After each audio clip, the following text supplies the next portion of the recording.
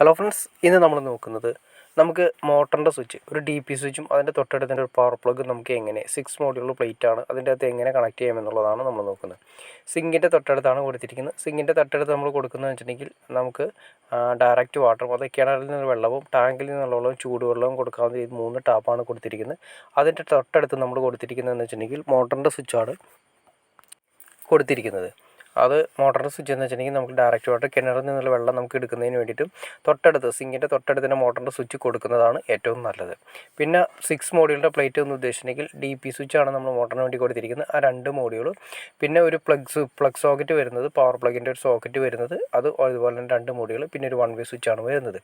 അങ്ങനെ total 5 module വരുന്നുണ്ട്. അപ്പോൾ ഡെമ്മി വരാവുന്ന രീതിയിൽ 6 മോഡ്യൂൾ. ഇതാണ് മോട്ടറിൻ്റെ ഫേസ് ന്യൂട്രും സെപ്പറേറ്റ് ഡി ബിയിൽ നിന്നാണ് വന്നിരിക്കുന്നത്. മോട്ടറിന് നമ്മൾ സെപ്പറേറ്റ് ഡി ബിയിൽ നിന്ന് സെപ്പറേറ്റ് വയർ കൊണ്ടുവരുന്നതാണ് ഏറ്റവും ബെറ്റർ. കാരണം മോട്ടർ നമ്മൾ പുറത്ത് യൂസ് ചെയ്യുന്നതുകൊണ്ട് എന്തെങ്കിലും ട്രിപ്പോ കാര്യങ്ങളൊക്കെ ഉണ്ടാകുന്ന സമയത്ത് മറ്റുള്ള സെക്ഷൻ ട്രിപ്പ് ആവാനുള്ള ചാൻസസ് കൂടിയുണ്ട്. അപ്പോൾ നമ്മൾ സെപ്പറേറ്റ് ഡി ബിയിൽ നിന്ന് ഒരു MCB വഴി ഡയറക്റ്റ് കൊണ്ടുവരാണെങ്കിൽ എന്തെങ്കിലും പ്രശ്നമോ കാര്യങ്ങളോ ഉണ്ടെങ്കിൽ തന്നെ ആ സെക്ഷനിലെ MCB മാത്രമേ ഓഫ് ആവുന്നുള്ളൂ. ബാക്കി സെക്ഷൻ നമുക്ക് യൂസ് ചെയ്യുന്നതിന് യാതൊരു പ്രശ്നവും ഉണ്ടാവില്ല. അപ്പോൾ സെപ്പറേറ്റ് കൊടുക്കുന്നതാണ് ഏറ്റവും ബെറ്റർ.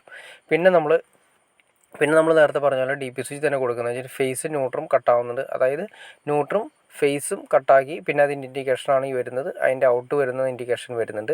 അതായത് ഫേസ് ന്യൂട്രും വന്നിരിക്കുന്ന ഫേസ് ആയിട്ട് നമ്മൾ മോട്ടറിന് വേണ്ടി ഉപയോഗിക്കുന്നത് ആ മഞ്ഞ വയറും ന്യൂട്രൽ ഉപയോഗിക്കുന്നത് നീല വയറുമാണ്. പിന്നെ അടുത്ത സെക്ഷൻ എന്ന് വെച്ചിട്ടുണ്ടെങ്കിൽ നമ്മൾ പവർ പ്ലഗ് ആണ് കൊടുത്തിരിക്കുന്നത്. പവർ പ്ലഗ്, ഈ പവർ പ്ലഗിന് വന്നിരിക്കുന്നത് എർത്ത് വരുന്നുണ്ട്, ന്യൂട്രൽ വരുന്നുണ്ട്, ഫേസ് വരുന്നുണ്ട്. അതായത് 16 ആംസിൻ്റെ പവർ പ്ലഗാണ് നമ്മൾ കൊടുത്തിരിക്കുന്നത്. എർത്ത് ഡയറക്റ്റ് വന്നിരിക്കുന്നത് പച്ചയാണ്, പച്ച വയർ വന്നിരിക്കുന്നത് എർത്ത്. അത് ഡയറക്റ്റ് നമ്മൾ പ്ലഗ് സോക്കറ്റിൻ്റെ സെൻറ്ററിലേക്ക് കൊടുത്തു. പിന്നെ അടുത്ത സെക്ഷൻ വരുന്നത് ന്യൂട്രാണ്. ന്യൂട്രൽ നമ്മൾ വരുന്നത് എപ്പോഴും പ്ലഗ് സോക്കറ്റിൻ്റെ ലെഫ്റ്റ് സൈഡിൽ വേണം കൊടുക്കാനായിട്ട്.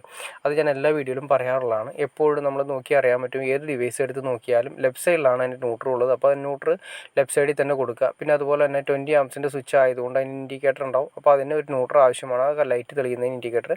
ആ ന്യൂട്രും അതിലേക്ക് കണക്ട് ചെയ്യുക. പിന്നെ വരുന്നതെന്ന് വെച്ചാൽ ഫേസാണ്. ഫേസ് 2.5ൻ്റെ റെഡ് വരുന്നുണ്ട്. അത് ഫേസ് സ്വിച്ചിലേക്ക് കണക്ട് ചെയ്തു. ആ സ്വിച്ചിൽ നിന്നും ഒരു ലിങ്ക് എടുത്തതിന് ശേഷം നേരെ പ്ലഗ് സോക്കറ്റിൻ്റെ റൈറ്റ് സൈഡിലേക്കാണ് കൊടുക്കേണ്ടത്.